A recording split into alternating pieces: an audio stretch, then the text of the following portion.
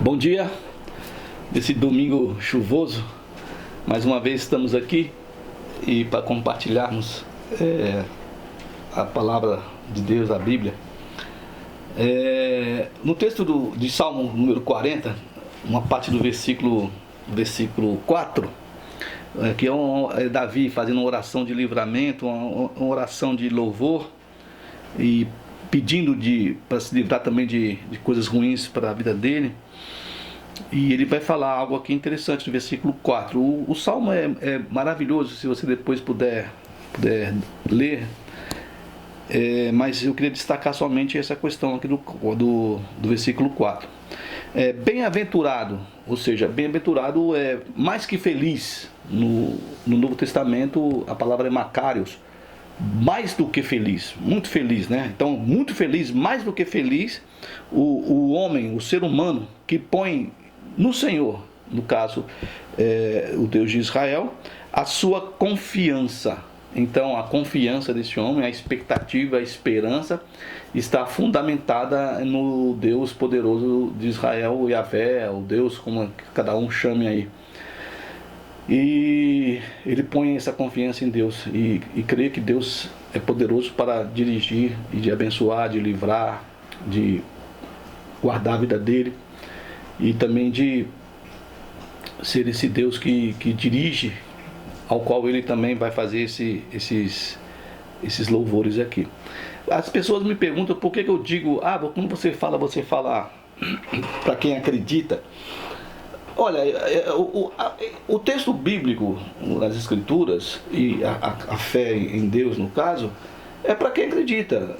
Não adianta para quem não acredita. É muito louco, na verdade, você acreditar que Deus fez o homem do barro e soprou nas narinas do homem o fôlego de vida, que é o ruá, né? O ruá é o vento de Deus.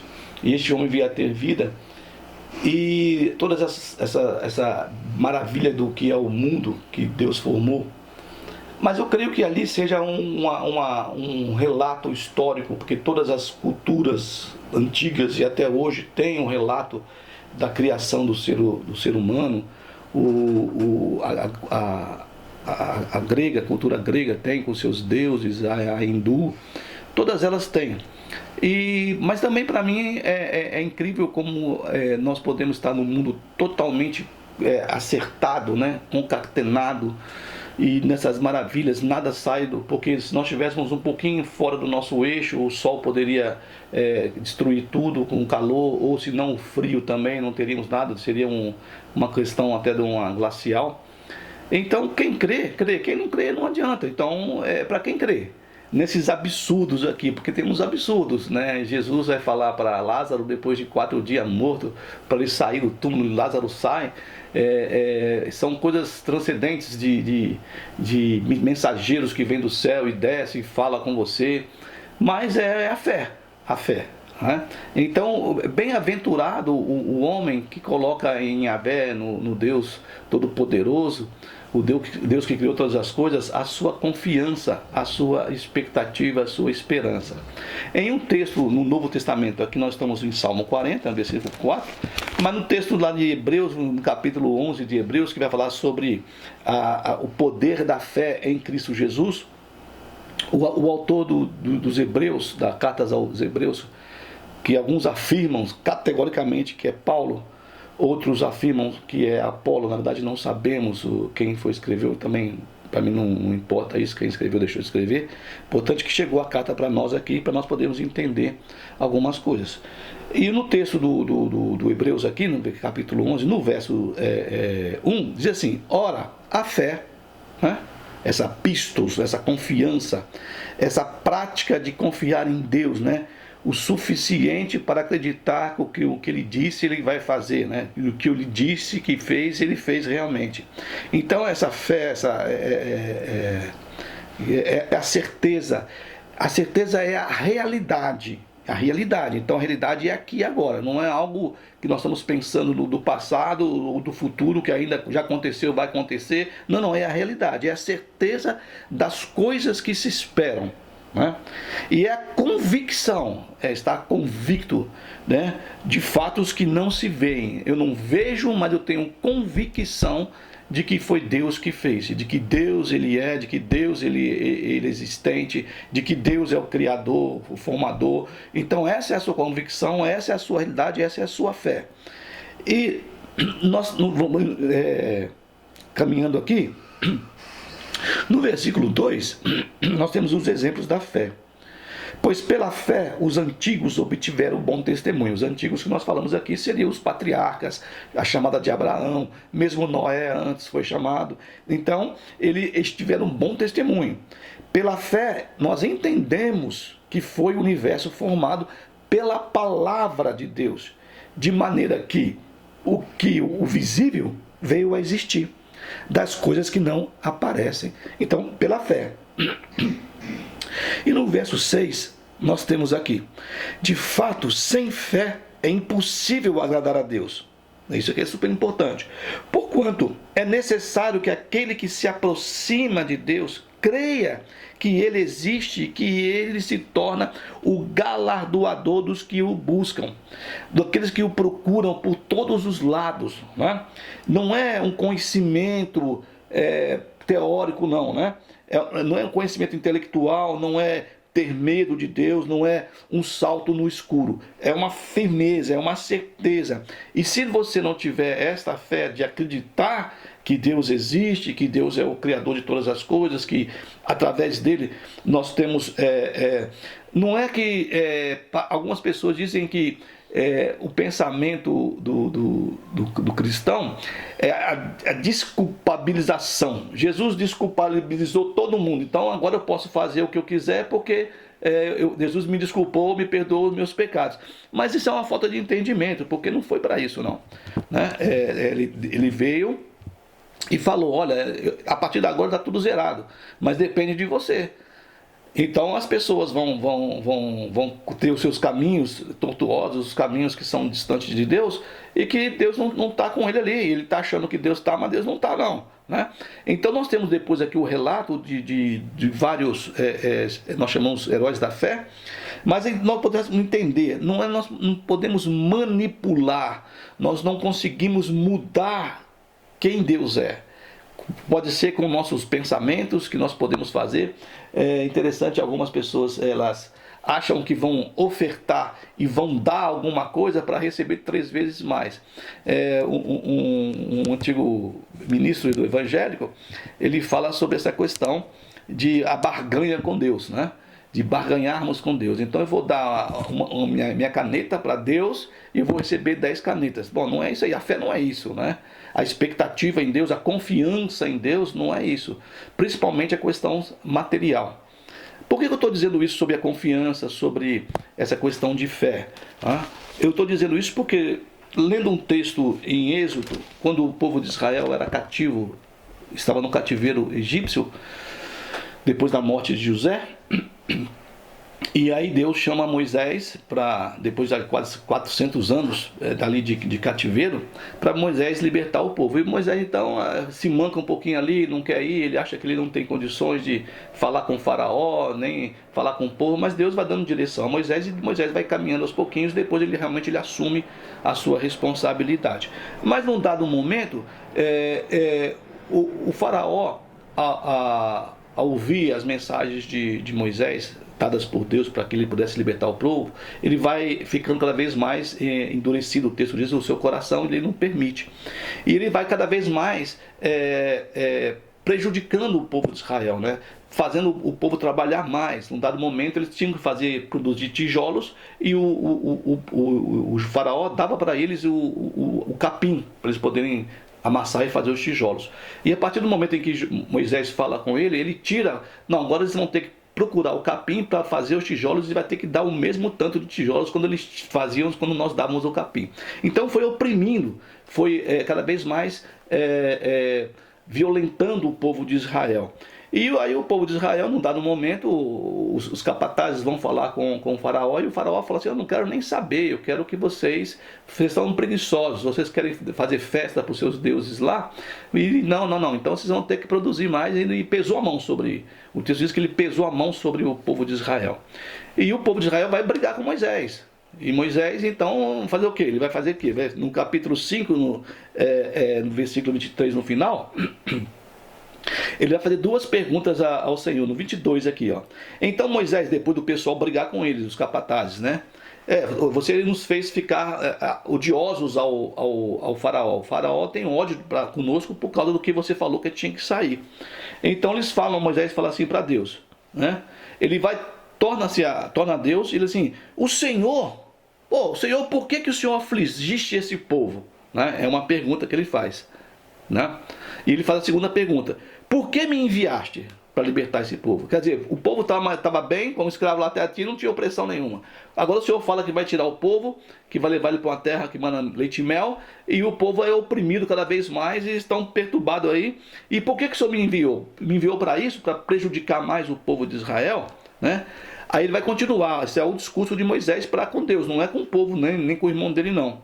Porque desde que me apresentei a Faraó, no mandado de Deus, lá no versículo capítulo 3 em diante para cá, para falar-lhe em teu nome, ele tem maltratado este povo. Aí ele vai falar algo para Deus interessante: e tu de nenhuma sorte livraste o teu povo. A acusação dele, de Moisés, hein? O Senhor me manda aqui, fala que vai tirar o povo é prejudicado, o faraó maltrata mais o povo, e o Senhor não faz nada, não está livrando o povo. Aí o Senhor vem, no versículo capítulo 6, e ele vai falar para Moisés, com toda a paciência do mundo para com o ser humano, não é isso? Agora, Moisés, você vai ver o que eu vou fazer com o faraó. Aí diz que o Elohim, o Deus, fala mais a Moisés: eu sou o Senhor. Eu sou Yahvé. Eu sou. Os judeus não gostam muito dessa palavra Yahvé, porque na verdade a gente não sabe qual é como se pronuncia o tetragrama, né? É Yod, Rei, Vav, Rei. A gente traduz como Yahvé, mas na verdade não poderia. Eles traduzem como Adonai, né? Põe embaixo os pingos massoréticos e fala Adonai. Então aqui a gente fala o Senhor, né? E o Senhor diz então: eu apareci a Abraão, a Isaac e a Jacó, ou seja, os pais, os patriarcas de Israel, como o Deus Todo-Poderoso, El Shaddai. Mas pelo meu nome, o Senhor, que é o tetragrama, eu não lhes fui conhecido. Né? E também ele fez o quê? Ele estabeleceu aliança com esses três patriarcas. E ele fala para Moisés: eu ouvi o gemido dos filhos de Israel por causa da dura escravidão, né? Os quais os egípcios escravizaram, e me lembrei da minha aliança. Né? Agora você vá e diga ao povo de Israel que está desesperado. Não é isso? Nós estamos falando de confiança e de fé, de estabelecer, como diz o salmista, a confiança no Senhor. Né? Então ele vai falar para Moisés: você diga isso para eles: eu sou o Senhor, eu sou Adonai, eu sou Yahvé, e eu vou tirar vocês de debaixo das cargas do Egito. Eu vou tirar vocês, vou libertar vocês dessa situação que vocês estão fazendo de escravidão aí. Né? Nós temos aí a escravidão que foi descoberta aí, deve ter muito mais aí nessas grandes empresas aí, lá no sul, principalmente no sul, a questão das vinícolas, né? Dizem eles que foram terceirizados, mas as pessoas lá estavam, principalmente nordestinos, estavam sendo escravizados, espancados pelos capatazes dessa suposta empresa terceirizada aí. E agora, essa semana, acho que anteontem, descobriu também que no meio dos arrozais lá, onde se colhe o arroz, o arroz que a gente come aí, né? Também libertaram um monte de pessoas que estavam na escravidão em 2023. Tá? Aqui, nós estamos lá atrás, muito tempo atrás, né? Pelo menos aí uns 3 anos, 1000 anos antes de Jesus. E eu vou tirar vocês debaixo das cargas do Egito. Eu vou livrar vocês dessa escravidão, né? Eu vou tirar vocês. Eu vou dar a vitória para vocês, né? Eu vou resgatar vocês. Eu vou pagar um preço para vocês saírem daí. Vou com o braço forte, meu braço estendido. e com grandes manifestações de julgamento. Ele ia julgar o Egito pela escravidão do povo de Israel, pelo menos de 400 anos. E depois nós vemos que ele vai dar golpes, né? Nós falamos pragas, mas o texto é golpes. Ele vai dar golpes sobre o Egito, as pragas sobre o Egito, e o Egito vai ficar destruído. O que mais que ele fala, né? Então, na verdade, quando é impossível do pensamento, do ponto de vista humano, Deus faz a sua obra, Deus age. E ele diz mais, olha só que maravilha, que olha, eu vou tirar vocês, eu vou livrar, vou tirar vocês da servidão, vou resgatar vocês, né, com grande manifestação de julgamento. Eu vou tomar vocês por meu povo e serei vosso Deus. E sabereis que eu sou o Senhor vosso Deus, que vos tiro debaixo das cargas do Egito. Não é isso? E que mais? Eu vou levar vocês a uma terra, a terra que eu prometi a Abraão, a Isaac e a Jacó, e que vou dar para vocês essa terra como possessão. Eu sou o Senhor. Então, um recado de esperança, um recado de bênção, um recado de que teria alegria que Moisés recebeu de Deus, e ele passa para o povo de Israel. Então, isso também acontece conosco. Só que acontece também uma outra coisa que vai nublar isso, que vai esconder todas essas promessas que foram ditas para eles e promessas que foram ditas para nós, né? Então, o Moisés vai falar aos filhos de Israel, mas olha só o que aconteceu, diz o texto aqui no versículo 9. Mas eles, os judeus que estavam cativos, os escravos, não atenderam a Moisés. Não quiseram ouvir. Sabe aquela coisa que você fala para as pessoas e as pessoas não querem ouvir o que você quer falar? Não é isso? Por causa da ânsia de espírito e da dura escravidão que eles estavam passando, né? Ficaram desanimados por causa da dureza da escravidão que eles estavam sofrendo ali, né? E Moisés repetiu e eles repeliram, eles não quiseram ouvir, porque eles estavam desanimados. Isso acontece muitas vezes também conosco, que nós estamos numa situação, quantas pessoas aí se suicidam, desanimadas dentro de situações aí terríveis, de depressão, porque e você mesmo, às vezes, questão humana mesmo, nós falamos e as pessoas não ouvem, não querem ouvir, e mesmo com uma palavra dessas, às vezes, que chega ao coração dessa pessoa, e ela não quer ouvir por causa da ânsia de espírito, por causa do o desânimo que está controlando a vida dessa pessoa. Então, Deus nunca nos prometeu um mar de rosa, né? A nossa vida é porque eu sou de Jesus e a minha vida é um mar de rosa. Não, todos nós temos problemas e vamos ter sempre. E a nossa realidade é cada dia é um leão. Como Jesus falou assim, ó, vocês vão ter aflição, né? Mas eles estão com vocês todos os dias ele está conosco. Mesmo quando nós passamos a situação, e aqui eles estão passando uma situação de opressão, de peso da mão de Faraó sobre eles, e eles estão desanimados, eles estão com ânsia de espírito, e não querem ouvir aquilo que foi dito. Eu vou tirar vocês, eu estou com vocês, eu vou livrar, eu sou Deus de vocês, e eu vou fazer de vocês o meu povo. Então nós vimos aqui o salmista Davi dizendo que o Macários, felicíssimo, mais do que feliz, é o homem que põe em Deus, no Senhor, a sua confiança. Nós vimos então também no texto de Hebreus, no autor da carta aos Hebreus, de que é necessário ter fé que se chega a Deus, porque sem fé você não consegue entender que Ele é. E a fé é algo que você é além da realidade, é além da expectativa, é algo que você, Jesus fala assim para o pessoal assim, no meio da tempestade, para os seus discípulos lá, né, no meio do mar: por que sois tão tímidos, né, homens de pouca fé? Por quê? Porque Jesus tinha dito para eles, ó, vocês vão para o outro lado, porque depois eu vou, né? E no caso aqui ele está dormindo no barco. Esse aqui não é um outro texto do que eu estou falando, na verdade. Ele está dormindo no barco, a tempestade no mar se encapela, piora, e ele está dormindo, o pessoal vai, vamos morrer, e Jesus está dormindo. Mestre, não importa que nós vamos morrer, vocês têm pouca fé. Eu não falei para a gente ir para o outro lado, se eu falei, que vai acontecer. Entendeu? Mesmo que esteja tempestade, mesmo que esteja terremoto, mesmo que esteja na pior, vai acontecer porque eu falei. É o texto que nós podemos entender quando o centurião italiano ele vai até Jesus e diz assim: Senhor, o meu servo está doente. E Jesus fala, não, não vou lá curar. E ele fala assim, não, não, eu creio que o Senhor tem poder sobre a distância, inclusive, né? Então, Jesus fala assim para ele, não, vai e seja feito conforme a tua fé. Né? Conforme o que você acredita. E se você acredita que eu posso daqui e dizer que a pessoa vai ficar curada lá no Piauí, então, se você tem fé, vai acontecer. Né? Os cegos também, parece o mesmo texto de Bartimeu, mas são dois cegos que chegam diante de Jesus e falam, o que vocês querem? Não, queremos ver. E ele pergunta para os dois, vocês creem que eu posso fazer isso? Vocês creem, vocês acreditam, vocês têm confiança, a fé de que eu posso fazer isso, mesmo na cegueira, fazer com que vocês enxerguem? E eles dizem assim, Senhor, nós cremos sim, nós cremos. Né? Sim, Senhor, nós cremos que o Senhor pode fazer. Aí Jesus fala para eles assim, faça-vos conforme a vossa fé. Né? O centurião, conforme a tua fé, seja feito conforme a tua fé, e faça conforme a sua fé. Cara, mesmo na situação de doença, mesmo na situação de morte, mesmo na situação de tempestade, mesmo na situação de opressão, de escravidão, Deus está presente. Né? Aí depende, aí por isso que eu volto a dizer, você vai crer ou não crer, já é cada um em relação ao seu relacionamento com esse Deus. Né?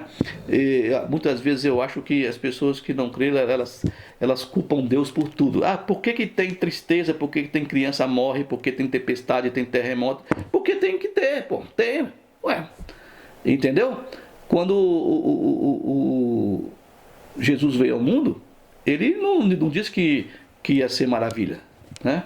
Não, aqueles que me seguirem nunca mais vão ter problema de saúde, nunca mais vão perder emprego, nunca mais vão perder parentes.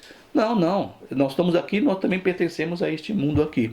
Então, que nós possamos entender essa confiança, essa fé, né? E não fazer como o povo de Israel aqui, que não quis ouvir essa maravilha, essa promessa maravilhosa. Eu estou com vocês, vou livrar, vou abençoar, vou guardar vocês, vou tirar vocês dessa opressão. E eles não tiveram esse entendimento, não deixaram, estavam com seus ouvidos agravados, e eles estão, por causa do desânimo, da ânsia de espírito, como diz o texto aqui, eles não quiseram ouvir. Né? E Jesus fala no final do texto de Mateus, eis que estou convosco todos os dias, até a consumação do século. Então todos os dias, nós já falamos sobre isso semana passada, se eu não me engano, são todos os dias, todos os momentos da nossa vida, mesmo que você não veja, né? Mesmo que você não entenda, e você não veja a mão de Deus, você não veja Deus, Deus e Jesus estão presentes. Né? Faça conforme a vossa fé, tá bom? E que você não seja um homem tolo, uma mulher tola, mas que você tenha confiança e coloque a sua confiança alicerçada em Deus, em Cristo Jesus. Um bom domingo, uma boa semana para você. Um abraço.